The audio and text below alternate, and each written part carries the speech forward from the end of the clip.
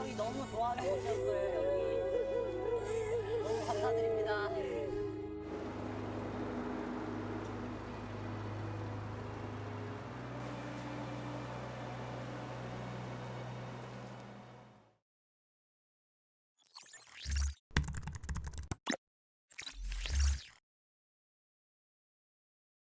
안녕, 형 법 좀 알려줘의 민규 형이야. 다들 잘 지냈지? 난 지성이 형이야. 오늘은 지금 언론에서 계속 보도가 되고 있는 시청역에서 일어난 교통사고에 대해서 설명해 볼까 해. 시청역에서 어떤 일이 일어난지 사건 요약을 간단하게 해주자면, 지난 7월 1일 저녁에 이제 퇴근 시간이었어. 퇴근 시간에 이제 사람들이 회식 끝나고 집에 갈 만한 시간이었는데, 시청역 인근 이제 웨스틴 조선 호텔에서 차량 한 대가 나온 다음에 일방통행 도로를 역주행하기 시작했어.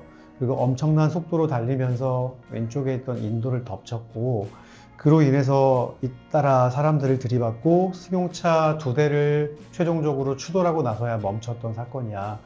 이 사건으로 인해서 안타깝게도 지금 9명이 사망을 했고 6명이 부상을 입은 상황인데, 가해 차량 운전자는 자신이 이제 뭐 급발진 때문에 그랬다라는 이야기를 하고 있는 것 같고, 이에 대한 수사가 진행 중이거든. 이에 대해서 오늘 한번 얘기해 보도록 할게.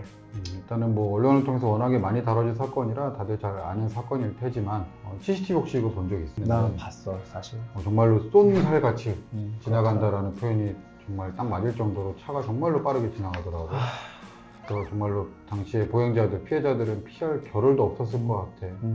영상을 나도 봤는데 차가 지나가니까 그냥 흔적도 없이 다 사라져버리는 느낌이더라고. 정말 차 속도가 빨랐던 것 같은데, 차량이 이제 뭐 서서히 멈추는 장면을 본 또 차량 전문가들은 이제 급발진 사고가 아니다라는 이야기를 하고 있고, 또 어떤 자동차 전문가는 급발진 사고일 가능성도 있다라고 이야기하고 있는데, 우리 지성이 형이 보기에는 급발진에 관해서는 어떻게 생각해? 일단은 이 사고 당사자인 피의자가 지금 어쨌든 사고 직후, 그리고 동승자도 마찬가지로 급발진이었다, 조작이 잘 안 됐다라고 주장을 하니까 그거에 대해서 검증은 필요할 것 같은데, 물론 이제 국가수에서 이런 과학적인 검증, EDR 시스템에 대한 분석이 필요하겠지. 근데 이게 정말로 일반인들, 전문가가 아닌 일반인들의 시각에 보더라도 차량 자체가 급발진을 하였는지, 조작 자체가 전혀 불가능하였는지 그렇게 보이지는 않아 보이거든.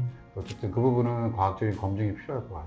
이게 뭐 급발진인지 아닌지의 여부는 사건이 앞으로 재판까지 감에 있어서 처벌 수위를 결정하는 데 있어가지고 굉장히 중요한 일이 될 것이고, 또 죄명을 결정하는 데 있어서도 중요한 역할을 할 수 있을 것 같아서 명명백백한 조사가 이루어져야 될 것 같아. 그 차량 내부의 블랙박스에는 이제 급발진 사고가 일어났을 때 보통 가해 차량 운전자들이 이야기하는 그러한 얘기들이 없다. 그렇기 때문에 급발진이 아니다라는 이야기도 있다고는 하는데, 내 개인적인 생각으로는 급발진 사고가 일어날 때 뭐 외쳐야 되는 주문이 있는 것도 아니기 때문에 그러한 말들이 없다고 해서 무조건 급발진이 아닐 거야 라고 말하는 거는 조금 논리적인 비약이 있는 것 같고. 그렇지. 일단 그리고 차량 추돌이 있고 나서 멈춘 거기 때문에 만약에 실제로 급발진이었다 하더라도 어떤 결함 때문에 또 멈췄을 수도 있고, 그래서 이 부분은 한번 검증이 필요할 것 같아요. 근데 지금 이게 사실 급발진이냐 아니냐는 자동차 전문가들이 사실은 얘기를 해야 될 문제고, 그렇지. 우리는 법률가들이기 때문에 맞아. 이게 만약에 급발진이 인정이 된다라고 한다면 이게 죄명이 혹시 어떻게 될까? 내가 물어보려고 그랬는데, 우리 자동차 전문가이신 우리 안지성 변호사님께서. 일단은 우리 법원에서 확정적으로 이제 급발진이라고 하는 현상에 대해서 발생한 것이다라고 객관적으로 인정한 판례는 아직까지는 없어요. 그렇지. 다만 강릉에서 일어난 그 급발진 사건, 너무나 가슴 아팠던 그 사건에 있어서는 현재 변론의 성숙도 자체가 어느 정도 상당히 좀 성숙되어 있고, 그다음에 지금까지 진행된 변론 방향을 봤을 때 급발진이 인정될 여지도 상당히 있어 보인다라는 게 지금 법률가들의 어떤 의견이고, 근데 지금 급발진이 아니냐는 사실은 지금까지 주되게 다뤄왔던 것은 자동차 이 제조사와 이 운전자와의 공방이었거든. 너네가 잘못한 거야? 아니야, 네가 운전 잘못한 거야? 이런 공방이었는데, 사실 내가 오늘 소개해주고 싶은 이야기는 이 운전자에 대한 처벌에 있어서 급발진이 어떻게 작용할 것인가. 사실 이런 케이스들은 꽤 많이 있었고, 그런데 그 해당 형사 판결에서 이건 급발진이다 라고 인정을 한 케이스도 아직은 없지만, 그럼에도 불구하고 급발진이었을 가능성을 배제할 수 없다라는 판단이 나왔을 때는 유무죄가 어떻게 달라질 수 있을지. 자, 근데 딱 한 건 있었어, 지금. 이제 급발진이 인정된 것은 아니지만 실제로 자동차에 결함이 있었을 가능성을 배제할 수 없다. 그리고 운전자로서도 이러한 이상적인 자동차 현상을 최대한 막아내기 위해서 뭐 인도나 경계석에 부딪히는 등으로 스스로 사고를 회피하기 위한 상당한 노력이 인정된 케이스가 딱 한 건 있어서 그 케이스에서는 무죄가 인정이 됐지. 뭐 아무리 실수로 사람을 상해나 사망에 이르게 하는 죄명이 의율된다고 하더라도 실수라는 범주가 본인이 아예 예견할 수 없는 일이라던가 평소에 관리 감독을 충분히 했었어도 통제할 수 없는 영역에 있는 부분이라고 한다면 교특법상 과실치사죄에 해당하기에는 어려울 수도 있어. 그렇기 때문에 아마 그 사건에서 무죄가 나왔던 것으로 생각이 들고, 그러한 부분에 있어서 이제 블랙박스 음성 안에 담겨있는 이야기들, 정말 급발진일 경우에 사람들이 놀래가지고 본능적으로 하는 이야기들, 뭐 이런 것들이 중요할 수도 있겠지만 뭐 그런 말이 없다고 해서 무조건 유죄라고 단정 지을 수는 없는 거니까 일단 EDR 결과를 좀 지켜보는 게 중요할 것 같아. 그리고 한 가지 또 살펴볼 부분은 이 사건 사고 차량 자체가 지금 G80 제너시스 차량, 상당히 고급 차량인데 그 해당 차량은 이제 전방 충돌 방지 기능이 되어 있는 차란 말이지. 근데 그럼에도 불구하고 차량 두 대를 충돌하고 보행자까지 충돌한 것은 어쨌든 최소한 전방 충돌 방지 기능 자체는 작동하지 않고 있었다라는 거거든. 어쨌든 그러한 결함은 일단 인정이 되는 것부터 시작을 해서 더 나아가서 급발진까지 인정할 수 있느냐. 그리고 그렇다 하더라도 그것을 피하기 위한 어떤 다른 운전재 조치는 없었느냐. 가령 사실 뭐 다른 구조물에 충돌을 시킨다라든가 전자동 사이드 브레이크를 작동시키라든가 이런 다른 조치는 없었는지 이런 부분들이 사실 면밀히 좀 더 판단이 돼야 될 것 같아요. 사실 이런 이야기를 하면서도 계속 너무 가슴이 아픈 게, 사고는 분명히 일어났고 사망한 분들이 있고 다친 분들이 있고, 그리고 가해자에 대한 조사도 이루어지긴 하겠지만 가해자의 100% 과실이나 책임으로도 볼 수 있는지에 대한 문제도 남아있는데, 누군가 나쁜 마음을 먹고선 이 일을 저지른 거는 아니라고 생각이 들어. 그 부부가 정말 갑자기 잘못된 생각에 빠져가지고 막 우리가 그냥 인도로 돌진해서 사람을 어떻게 해보자 라는 마음을 먹었을지 모르겠으나 아마 안 그럴 거라고 일단 내 상식에서는 생각을 하고 있고, 그렇다고 한다면 피해만 남아있는 정말 안타까운 사건이라고 볼 수가 있어서 이 영상을 만들면서도 계속 가슴이 좀 아프다. 구속영장을 경찰이 신청했다가 구속영장 신청이 기각되었다라는 얘기를 들었어. 어떻게 생각해? 구속영장이 기각된 것에 대해서는? 기본적으로 이 구속영장 발급 사유에는 상당히 좀 많은 부분들이 있지만 뭐 범죄의 중대성이라든가 재범의 위험성, 뭐 피해자에 대한 유해 우려, 주거 부정 이런 것들이 많이 있지만 사실 이 사건 범죄의 중대성 이것 자체는 사실 부인할 수가 없지. 그렇지. 인명 피해가 너무나 많이 사실 거의 테러 수준으로 났기 때문에. 근데 그렇다고 해서 지금 사실은 이 교통사고 처리 특례법상 과실치사상죄에 과실 자체가 있는지 그 자체가 지금 다투어지는 이 사건에서 피해가 중대하다고 해서 사실 영장이 발부되는 것은 조금 아니라고 보거든. 그래서 어쨌든 부인하고 있는 입장에서는 방어권을 또 행사를 해야 되니까 물론 유가족들 입장에서는 사실은 정말로 만약에 이들이 과실이 없는 것으로 판단이 된다 하더라도 납득이 안 될 거야. 그럼 피해자만 있고 가해자는 없는. 그렇지. 근데 그렇다고 한다면 또 그렇게 볼 것이 아니라 이 차량 제조사의 제조의 결함이 또 문제가 된 것이기 때문에 그런 부분들을 이제 어떻게 보면은 진단하는 가장 첫 번째 단추가 이번 구속영장 실질 심사였는데 법원은 어쨌든 다퉈볼 여지가 있다라고 본 것 같아. 그래서 영장을 기각한 것이고 이거에 대해서 뭐 이 사람들 죄가 없다, 이건 급발진이 맞다 이렇게 판단한 것은 아니니까 오해는 없게 봐요.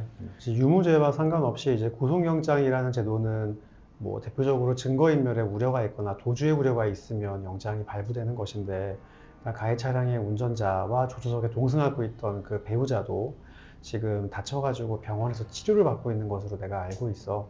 그래서 입원 중이기 때문에 도주의 우려가 인정되기도 어려웠던 상황으로 보이고, 그리고 증거인멸의 우려도 사실 지금 없지. 뭐 인멸할 증거 자체가 없어 보이기 때문에 그 가해자들에 대한 유무죄와는 상관없이 당장 구치소에 수감을 시켜야 되는 구속이라는 제도가 이제 작동을 해야 되는지에 대한 문제에서는 우리 재판부는 구속의 필요성까지는 아직 없다라고 생각을 한 것 같아요. 아마도 나는 입원한 부분이 가장 크지 않았을까 싶기도 해.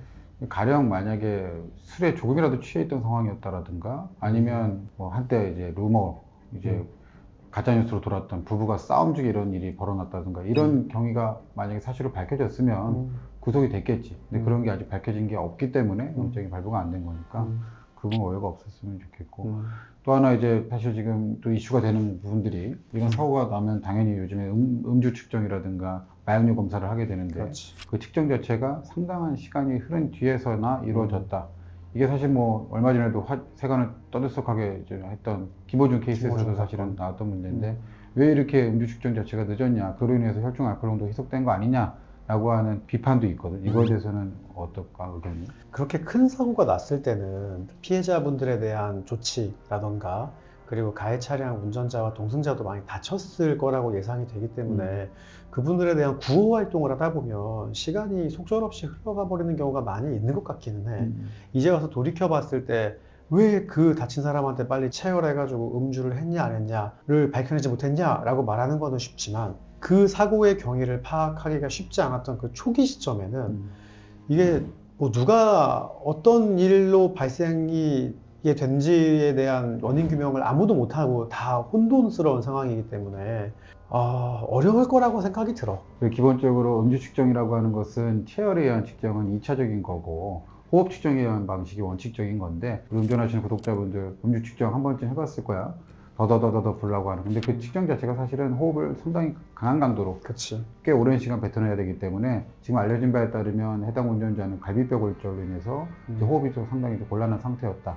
그렇기 때문에 아마 호흡 측정에 의한 어떤 음주 측정은 어려웠을 것으로 보이고, 당시 현장 출동 경찰관이 봤을 때 어떤 음주의 정황 같은 건 없어, 술 냄새가 난다든가 이런 것들은 없어 보였기 때문에 이제 일단은 어쨌든 환자, 다친 사람에 대한 운전자에 대한 보호 조치로서 병원으로 일단 호송을 하고 그 이후에 병원에서 치료 과정에서 이제 체열이라든가 이렇게 하지 않았을까 이런 생각이 들어. 이제 최근에 경찰이 뭐 스키드 마크에 대한 이야기를 잘못해가지고 몇 시간 있다가 그 수사와 관련된 내용을 정정하기도 하고 하는 와중에서 뭐 경찰이 좀 우왕좌왕하는 것 같다라는 견지에서 경찰을 비판하는 사람들이 이제 음주 측정의 시기도 같이 하나의 쟁점으로 삼아가지고 이야기를 하고 있는 것 같은데, 국민의 알 권리가 매우 중요하기는 하나 한 가지 뭐 안타까운 점은 굳이 경찰이 수사 관련된 진행 상황을 모든 게 조금 더 확실해지기 전까지는 조심스럽게 이야기를 하는 게 어떨까 싶어. 괜한 그 수사기관의 뭐 비판도 비판이지만 기사를 접하는 대중들도 기사의 타임라인을 다 보고 있는 게 아니잖아. 내가 이 기사를 오늘 봤다가 이틀 뒤에 다른 일 하다가 이 관련된 기사를 또 볼 수도 있는 건데 그 이틀 사이에 변동되는 걸 정확히 알 수가 없으니 과거에 잘못된 기사를 보고선 이 사건을 잘못 오해할 수도 있는 것인데, 어떤 이 기사를 보는 국민들의 혼돈을 조금 낮추기 위해서라도 수사 관련된 얘기들은 확실히 검증이나 감정이 끝난 이후에 좀 이야기했으면 좋겠어. 괜히 지금 더 이슈만 되고, 맞아. 사실 그 이슈가 되는 게 피해자들과 유가족분들에게도 지금 하나하나 굉장히 예민한 문제고 상처가 될 만한 이야기들인데, 혹시나 이게 또 유가족분들에게 뭐 다른 방식의 2차적인 피해를 입히게 되는 셈이 아닐까 싶어가지고 조심스러워서 한번 얘기해보고 싶었어. 오늘은 서울시청에서 있었던 교통사고 관련해가지고 저희가 변호사의 입장에서 한번 영상을 만들어 보았는데요. 일단 유가족분들의 슬픔이 최대한 빨리 가시기를 진심으로 기원합니다. 상과 고인의 명복을 빌겠습니다. 오늘 영상을 마치겠습니다.